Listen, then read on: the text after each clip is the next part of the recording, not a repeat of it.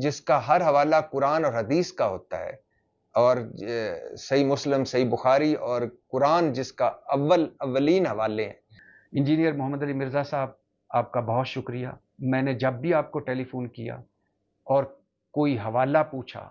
آپ کے کسی لیکچر کو سن کر اس کا کوئی حوالہ پوچھا، اس پر کوئی بات کی، آپ نے بڑی محبت سے مجھے اس مسئلے کا حل بتایا، اس مسئلے کا مجھے سمجھایا وہ مسئلہ۔ مرزا کے حق میں دیے گئے ارشاد بھٹی کے اس بیان پر ہم صرف اتنی ہی گزارش کریں گے کہ ارشاد بھٹی نے غالباً 2 دفعہ پوڈ کاسٹ کی ہے مرزا کے ساتھ۔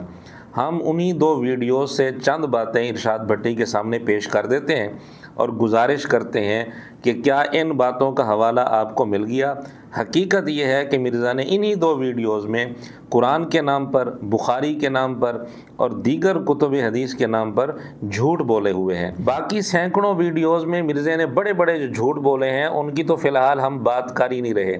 ہم صرف انہی 2 ویڈیوز میں سے 1 درجن نمونے آپ کے سامنے پیش کریں گے، جن 2 ویڈیوز کو ارشاد بھٹی نے خود ریکارڈ کیا ہے، مرزا کے ساتھ پوڈ کاسٹ کی ہے۔ انہی 2 ویڈیو سے 1 درجن نمونے ہم پیش کریں گے اور پھر ارشاد بھٹی سے ہم گزارش کریں گے کہ کیا آپ کو ان باتوں کے حوالے مل گئے تھے، کیا ان کے ریفرنس آپ نے مرزا سے پوچھ لیے تھے، کیا ان کی تسلی اور تحقیق آپ نے کر لی تھی۔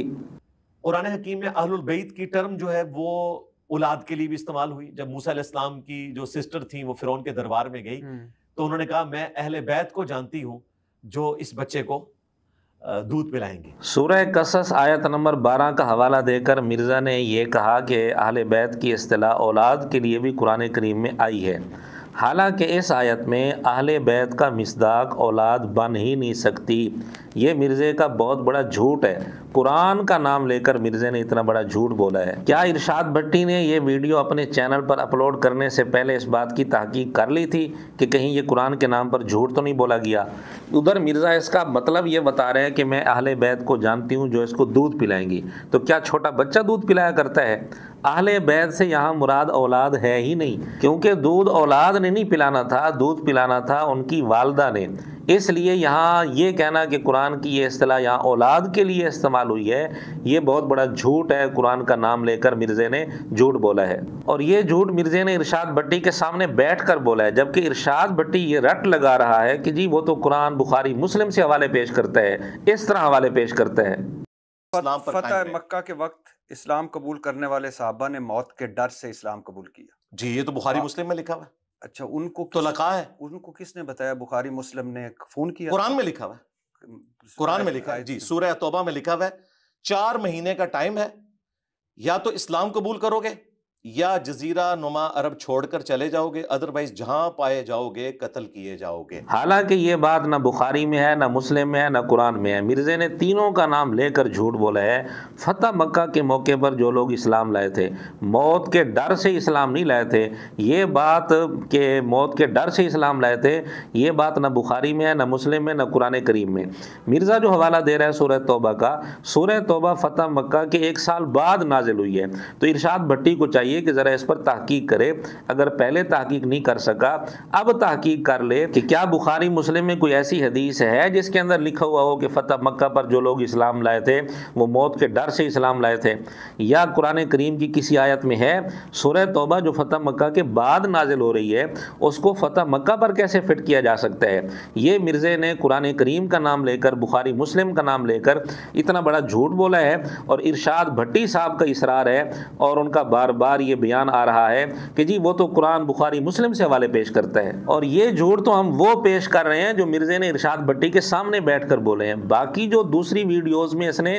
بہت سارے بڑے بڑے جھوٹ بولے ہیں، ان کی تو فی الحال ہم بات ہی نہیں کر رہے۔ سیدنا حسن ابن علی کی صلح کے بعد شیعہ علی کے اوپر ظلم ہوئے، حجر ابن علی کو قتل کیا گیا، اس سرزمین میں قتل کیا گیا جو حضرت عمر کے دور میں انہوں نے فتح کی ہوئی تھی۔ کیا صحیح سند کے ساتھ یہ بات ثابت ہے کہ جو سرزمین انہوں نے فتح کی تھی اس سرزمین میں ان کو شہید کیا گیا؟ اور ڈیمانڈ کی گئی کہ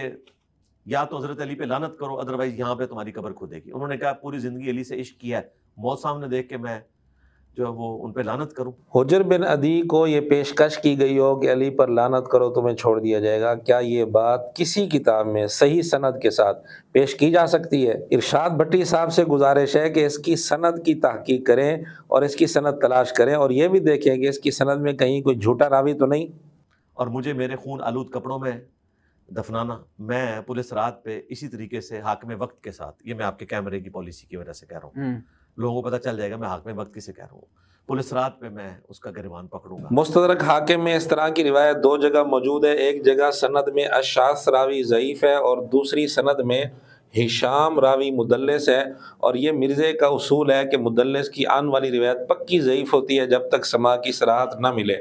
تو خود مرزے کے اصول کے مطابق یہ روایت ضعیف ہے، لیکن مرزا نے اس کو ارشاد بھٹی کے سامنے بیان کیا اور اس کا ضعف نہیں بتایا، اور مرزا خود ہی کہتے ہیں کہ جو بندہ ضعیف روایت بیان کرے اور اس کا ضعف نہ بتائے وہ جاہل ہوتا ہے، جاہل کہلانے کا حقدار ہے۔ تو بہرحال کیا ارشاد بھٹی نے ان روایات کی تحقیق کر لی تھی اور ان کی سندوں کی تحقیق کر لی تھی کہ صحیح بھی ہیں یا ضعیف ہیں؟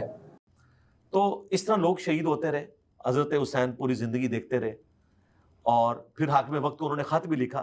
کہ میں اللہ سے ڈرتا ہوں قیامت والے دن اللہ کو کیا منہ دکھاؤں گا کہ جس طریقے سے تو دین کو بدل رہا ہے، کہ اللہ تعالیٰ اگر مجھ سے پوچھے تو میں اپنے بھائی کی صلح کے اوپر قائم ہوں۔ سیدنا حسین رضی اللہ تعالیٰ عنہ نے حضرت معاویہ رضی اللہ تعالیٰ عنہ کو اس طرح کا خط لکھا اور اس میں یہ بات کی ہو، کیا اس کا حوالہ دنیا کی کسی کتاب سے صحیح سند کے ساتھ، ارشاد بھٹی صاحب صحیح سند کے ساتھ کیا یہ بات ثابت کی جا سکتی ہے کہ اس طرح کا خط سیدنا حسین رضی اللہ عنہ نے حضرت معاویہ رضی اللہ تعالیٰ عنہ کو لکھا ہو؟ اگر ارشاد بھٹی یا مرزے کا کوئی اور چاہنے والا یہ کہے کہ تاریخ کی کتابوں میں یہ لکھا ہوا تو ہے، تو ان کے لیے بھی ہم مرزے کی زبان سے ہی پھکی پیش کر دیتے ہیں۔ اور کتاب لکھی یزید بن معاویہ رضی اللہ تعالیٰ عنہ، سارا کوڑ کباڑ جو صلاح الدین یوسف صاحب نے وہ حکمرانوں کی تاریخ جمع کی تھی، وہی سارا لپاٹ کے نا دنیا میں کہیں گے ناسبی تھے نا ان کی ساری باتیں جمع کر دی۔ تو مرزے کے بقول حکمرانوں کی لکھائی ہوئی تاریخ کوڑ کباڑ یہ آپ پیش نہیں کر سکتے، صحیح سند کے ساتھ یہ باتیں ثابت کرنی ہوں گی جو مرزے نے کی ہیں۔ اس کی کوئی سند حافظ ابن کثیر نے بیان نہیں کی، ایک واقعہ لکھ دیا، سند بھی بیان نہیں کی، تو بغیر سند کے تو بھائی میرے حدیث بھی قبول نہیں ہوتی، چاہے جائے کہ یہ واقعات قبول ہو۔ حافظ ابن کثیر نے اگر یہ لکھا وہ اللہ کو خود جواب دیں گے،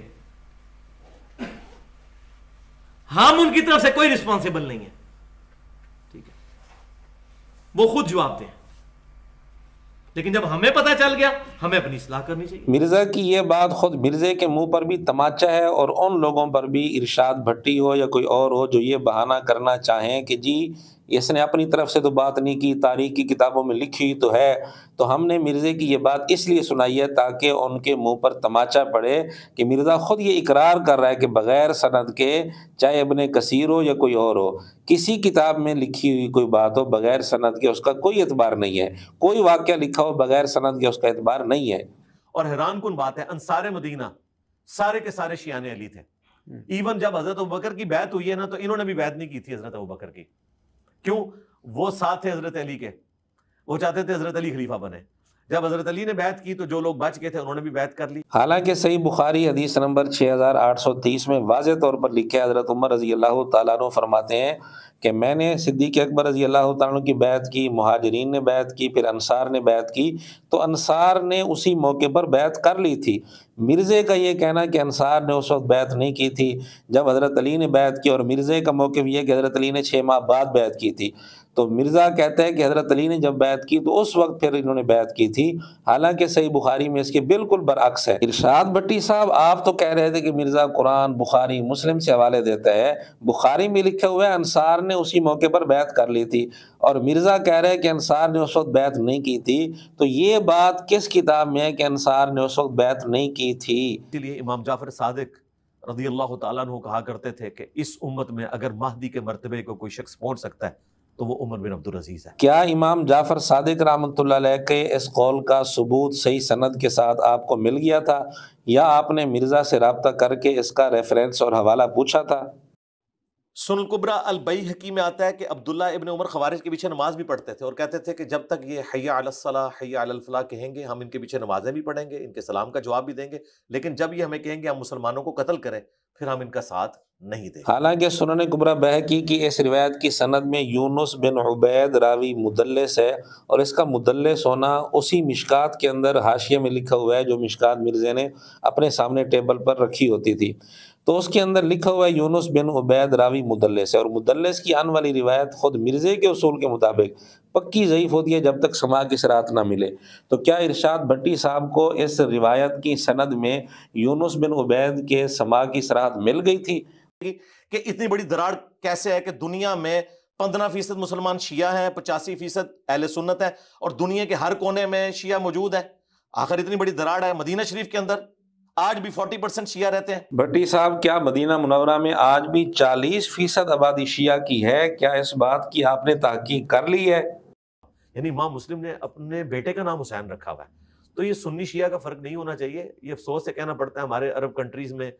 اگر آپ کے نام کے ساتھ علی، حسین، حسن، فاطمہ آ جائے تو وہ پھر پاسپورٹ پہ بھی آپ کو علیحدہ سے چیک کرتے ہیں۔ میں بھی ایک بار سعودی عرب میں میرے ساتھ بھی اس طرح ہو گیا تھا، نام میرا محمد اور علی۔ بھٹی صاحب، کیا آپ نے اس بات کی بھی تحقیق کر لی ہے کہ کیا واقعی عرب ملکوں میں ان ناموں کی وجہ سے مسائل پیدا ہوتے ہیں، مشکلات پیدا ہوتی ہیں؟ بہرحال یہ چند نمونے ہم نے آپ کے سامنے پیش کیے ہیں جو تقریباً 1 درجن ہے، اور یہ ان 2 ویڈیوز سے لیے گئے ہیں جو ارشاد بھٹی صاحب نے ہی ریکارڈ کیے ہیں اور پوڈ کاسٹ کی ہے مرزا کے ساتھ۔ تو اس سے اندازہ آپ کر لیں، باقی ویڈیوز کو تو ابھی ہم نے چھیڑا ہی نہیں۔ اب ارشاد بھٹی صاحب بھی غور کریں اپنی باتوں پر، جو وہ کہتے ہیں کہ جی یہ تو قرآن کے حوالے دیتا ہے، بخاری مسلم کے حوالے دیتا ہے، یہ ہر بات کا حوالہ دیتا ہے، ریفرنس دیتا ہے، اس طرح کی تعریفیں کرتے ہیں۔ تو ذرا یہ حوالے بھی چیک کریں کیا یہ باتیں واقعتاً ان کا کوئی صحیح ثبوت ملتا ہے یا نہیں ملتا۔ ذرا ان باتوں پر بھی توجہ کر لیں، تحقیق کر لیں۔